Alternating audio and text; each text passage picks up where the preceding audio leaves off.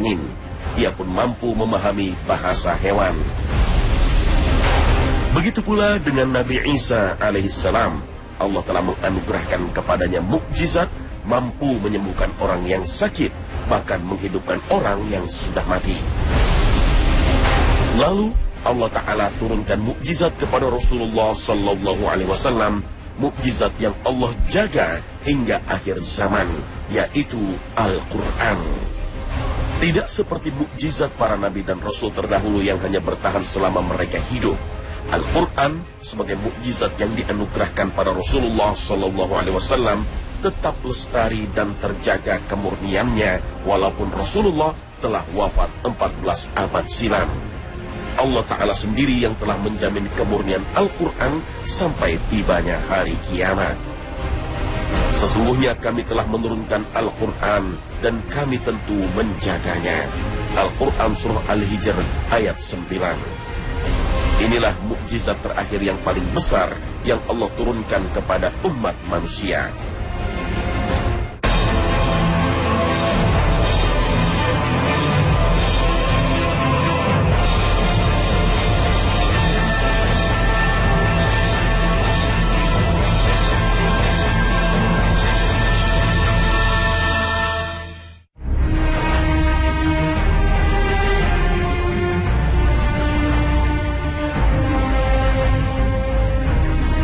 Assalamualaikum warahmatullahi wabarakatuh.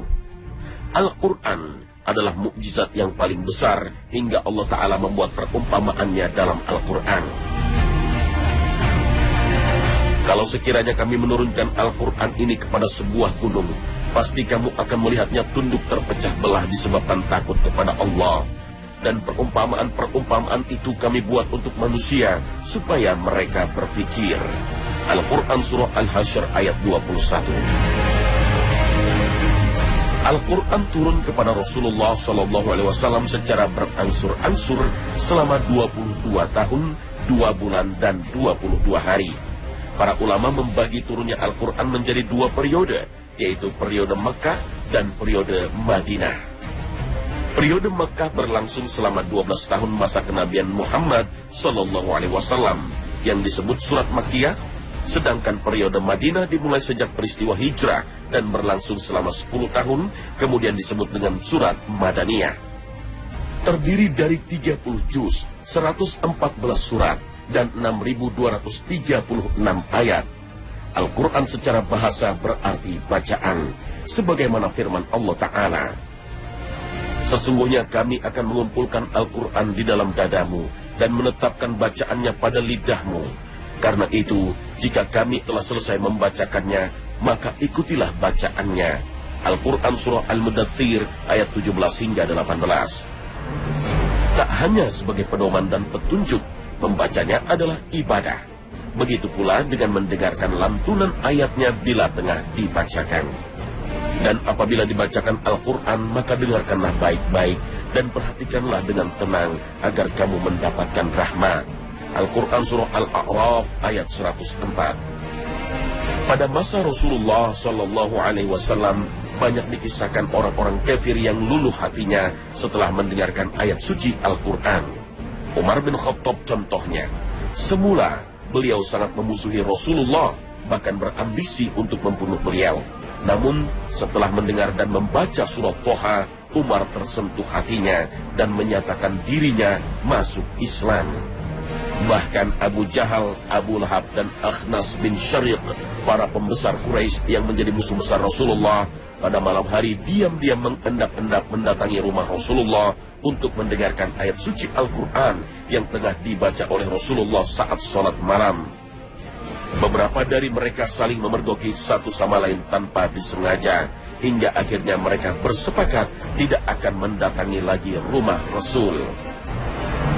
Keindahan bacaan Al-Quran begitu mempesona siapapun. Al-Quran telah tersimpan di dalam dada para sahabat Nabi. Selain dihafal, juga dipraktekkan dalam kehidupan sehari-hari. Suatu ketika Rasulullah SAW pernah ditanya oleh salah seorang sahabat, "Wahai Rasulullah, amalan apakah yang paling dicintai Allah?" Beliau menjawab, "Al-hal wal murtahan." Orang ini bertanya lagi, Apa itu al-hal wal murtahal, wahai Rasulullah? Beliau menjawab, yaitu yang membaca Al-Quran dari awal hingga akhir. Setiap kali selesai, ia mengulanginya lagi dari awal. Hadis riwayat Tirmizi. Setiap hari, berapa kalikah kita membaca Al-Quran? Kemudian menghayati makna-maknanya? Atau kita jarang membaca Al-Quran? Padahal Al-Quran adalah kunci sukses hidup di dunia dan di akhirat. Rasulullah pernah bersabda, bacalah Al-Quran, karena sesungguhnya ia akan menjadi syafaat bagi para pembacanya di hari kiamat. Hadis riwayat Muslim. Orang yang mahir membaca Al-Quran adalah orang yang beruntung. Apakah kita tidak tertarik kelak di akhirat akan disandingkan oleh para malaikat yang mulia, sebagaimana sabda Rasulullah SAW? Orang yang membaca Al-Quran dan ia mahir membacanya, maka kelak ia akan bersama para malaikat yang mulia lagi taat kepada Allah. Hadis riwayat Bukhari dan Muslim. Setelah membaca, memahami, kemudian mengajarkannya, maka ia akan mendapat predikat manusia terbaik, sebagaimana yang dijelaskan Rasulullah dalam sabdanya. Sebaik-baik kalian adalah yang mempelajari Al-Quran dan mengajarkannya. Hadis riwayat Tirmizi.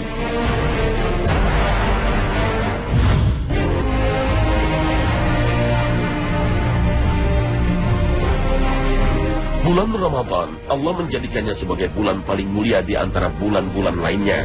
Dan dalam bulan yang mulia inilah seluruh kitab suci diturunkan.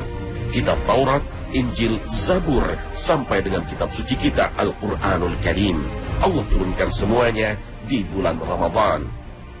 Rasul Sallallahu Alaihi Wasallam bersabda, Suhuf Ibrahim diturunkan pada malam pertama Ramadan, Taurat diturunkan pada 6 Ramadan, Injil diturunkan pada 13 Ramadan, dan Allah menurunkan Al-Quran pada 24 Ramadan. Hadis riwayat Ahmad.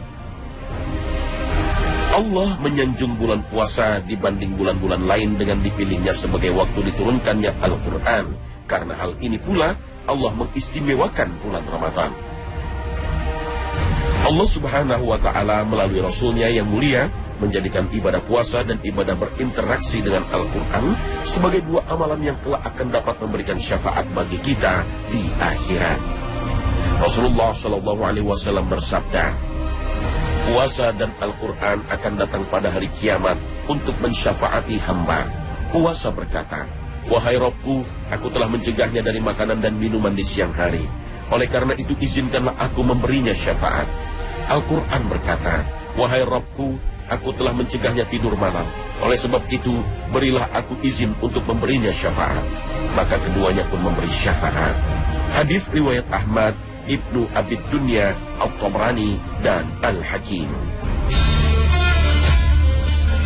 Ramadan menjadi momen paling istimewa bagi kita untuk berinteraksi dengan Al-Quran, baik dengan mempelajari cara membacanya dengan baik dan benar, mentadabburi makna yang terkandung di dalamnya, mempelajari tafsir ayat-ayatnya, hingga menghafalnya. Malaikat Jibril alaihissalam selalu mendatangi Nabi SAW di setiap bulan Ramadan untuk mengulang hafalan Al-Quran Rasulullah. Pengkhususan Jibril yang mendatangi Rasulullah di bulan Ramadan ini tentu menjadi sinyal kuat bahwa Ramadan adalah benar-benar waktu istimewa bagi kita untuk berinteraksi dengan Al-Quran. Ibnu Rajab menuturkan bahwa hadis ini menunjukkan sunnahnya memperbanyak membaca Al-Quran malam hari di bulan Ramadan. Allah Subhanahu wa Ta'ala berfirman, sesungguhnya bangun di waktu malam adalah lebih tepat untuk khusyuk dan bacaan di waktu itu lebih berkesan. Al-Quran surah Al-Muzammil ayat 6. Wajarlah bila kita perhatikan bagaimana giatnya para sahabat dan para ulama terdahulu dalam berinteraksi dengan Al-Quran. Khalifah Utsman bin Affan radhiyallahu anhu misalnya, beliau menghidupkan seluruh malamnya dengan membaca Al-Quran di setiap rakaat sholat yang beliau kerjakan. Begitu pula dengan sahabat Ubay bin Ka'ab radhiyallahu anhu, beliau mampu menghatamkan Al-Quran setiap 8 hari sekali di sepanjang bulan Ramadan. Sementara sahabat Tamim Ad-Dari mampu menghatamkan Al-Quran setiap sepekan sekali. Imam Asy-Syafi'i rahmatullah alaih bahkan di bulan berkah ini mampu menghatamkan Al-Quran sebanyak 60 kali selain Al-Quran yang beliau baca di waktu sholat. Masya Allah. Mungkin kita bertanya-tanya, bagaimana mungkin mereka menghatamkan Al-Quran kurang dari 3 hari, sementara Nabi Shallallahu Alaihi Wasallam melarang hal tersebut? Sebagaimana sabda beliau, tidak akan memahami Al-Quran orang yang menghatamkannya kurang dari 3 hari. Hadis riwayat Abu Daud dan Ibnu Hibban. Terkait hadis ini, Ibnu Rajab berpendapat bahwa larangan menghatamkan Al-Quran lebih dari 3 malam itu khusus jika dilakukan terus-menerus. Sedangkan di waktu-waktu yang memiliki keistimewaan sebagaimana bulan Ramadan, khususnya malam-malam yang di dalamnya diburu Lailatul Qadar, atau di tempat-tempat yang memiliki keutamaan seperti Makkah, bagi orang-orang asing yang memasukinya, maka disunnahkan memperbanyak membaca Al-Quran sebagai bentuk perhatian pada waktu dan tempat.